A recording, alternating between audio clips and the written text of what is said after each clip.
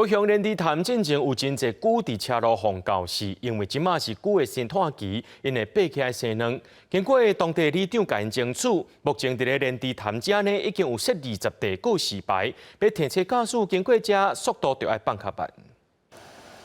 侪龟有会当咧输水，有会当咧晒日头。高雄莲池潭有真侪龟，但年4月到6月是龟的生产期，因为喂猪仔爬起来生卵，若是落雨天，爬上花的龟就愈侪，无细日爬喂车路过就会发生落雪。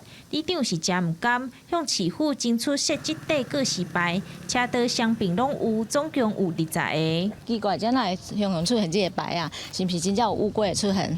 嘿，所以咱爱较注意的。毕竟伊嘛是一个性命。因为咱看到就知影讲遐路面有乌龟要过安尼。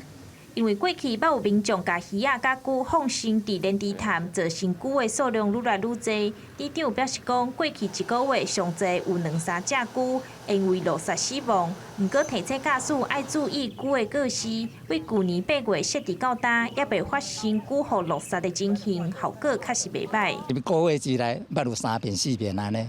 还有，敢若我的厝的人，甚至于里面甲我通报安尼，所以讲看到那真，所以真艰苦，真唔甘安尼。